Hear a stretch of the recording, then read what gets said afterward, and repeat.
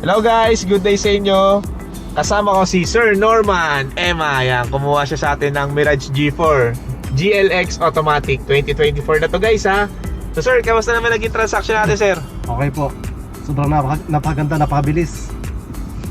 Smooth transaction. Thank you kay Sir JM.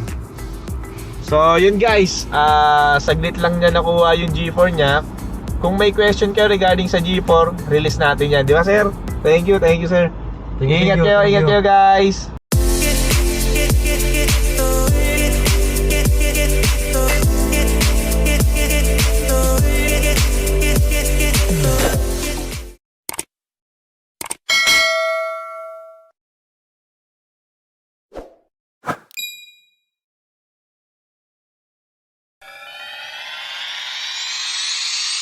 Hello guys, good day sa inyo. So today guys, in this video, magre-release tayo ng Mirage G4 GLX Automatic kulay gray. So yun guys, yung client natin, ang Emma family. So yun guys, samahan nyo ako, magre-release ako ng G4 today. Thank you guys, ingat.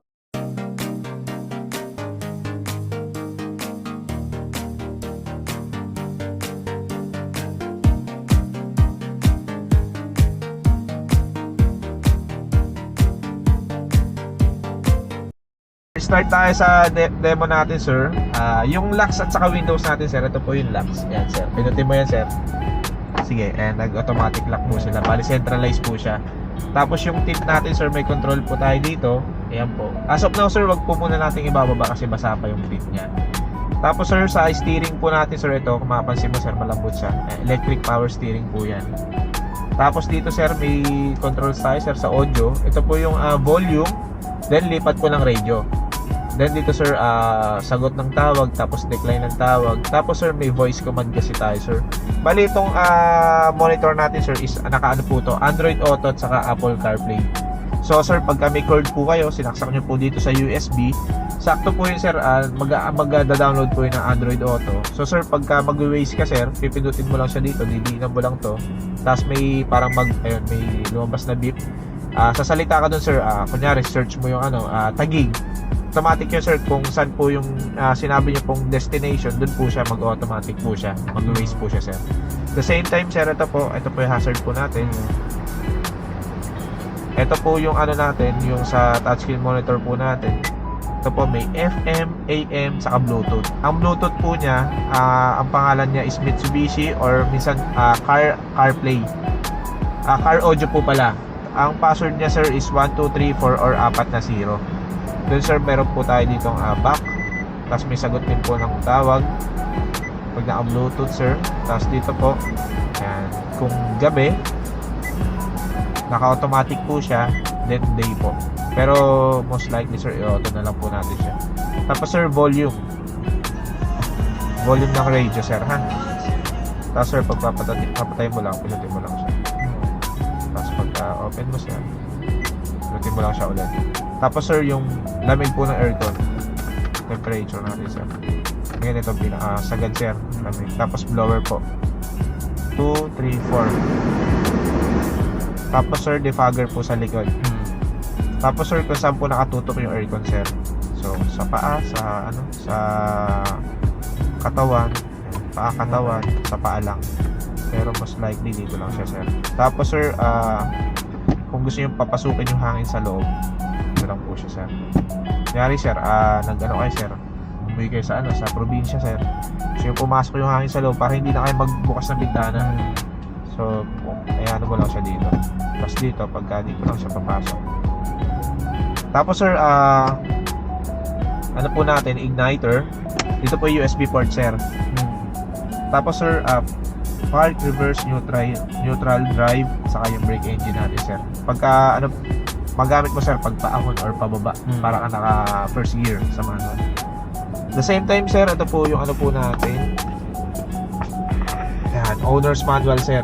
Medyo makapal sir. Kung sakali sir, pagka may time ka, basahin mo na lang. Pero kung may question ka sir, message mo na lang po ako.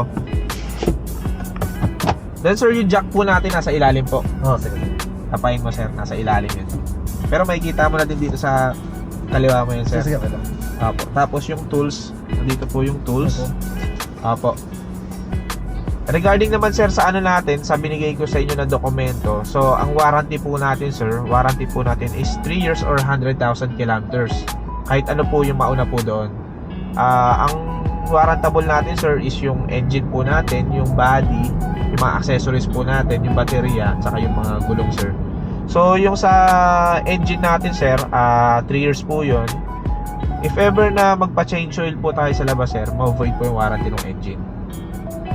Sa electrical naman po, if ever na mag-cut tayo ng wire, o palagay tayo ng fog lamps, void po yung warranty ng electrical. 1 year po yung sa electrical. Tapos po sir, sa body naman po sir, ayun po, 3 years din po yung sa body sir. Ngayon sir, may anti-rust din po kasi itong sasakyan natin. So pag yung kalawang po sir nanggaling sa loob papunta sa labas, may warranty po yun. Under investigation po yun sir. Pero pag ang kalawang po nanggaling sa labas papunta sa loob, bali wala pong warranty yun sir. Bali ano po yun, kunyari sir, nabagsakan tayo ng nagkaroon ng accident sir, nagkaroon ng damage, umulan umaraw, diagad natin na paggawa, nag-cause ng kalawang. So yun sir, void po yung warranty po nun sir. The same time sir, yung po natin, yung baterya natin sir is 1 year. Then yung sa gulong po is 1 year din. Pero case to case basis yung gulong sir eh. Bali, inaano po nila yun sir kung paano ginamit yung sasakyan. So case to case basis po yung gulong sir. Tapos sir, yung binigay ko po sa inyo sir, bali yung insurance po natin is good for 1 year. With acts of God po yun sir. So if ever na mabaha, mabagsakan ng puno, lumindol, kasama po yun sir. 1 year yun sir ha, comprehensive insurance po. Magagamit mo din yung insurance mo sir sa third party. If ever na makakabangga ka, wag naman po sana.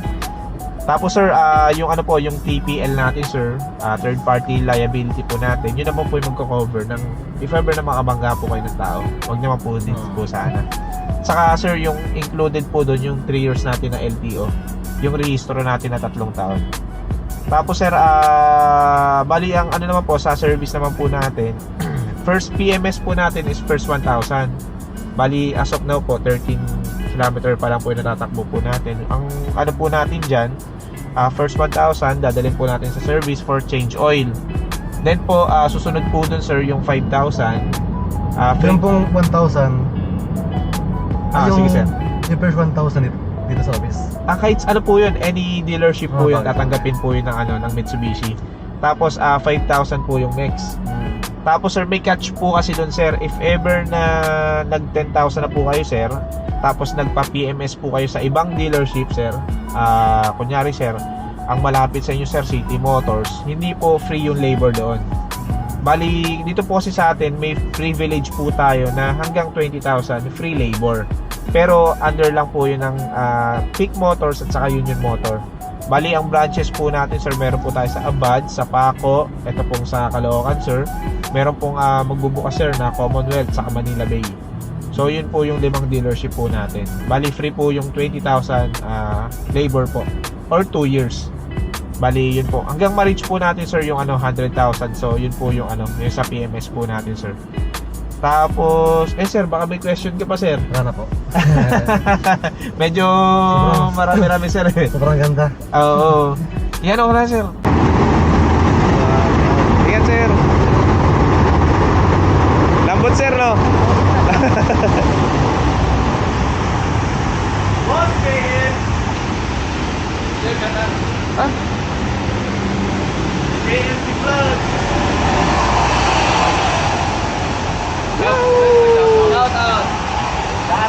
Shoutout sa'yo. Shoutout sa mga poging tropa natin. Sa mga subscriber ni JN. Yahoo!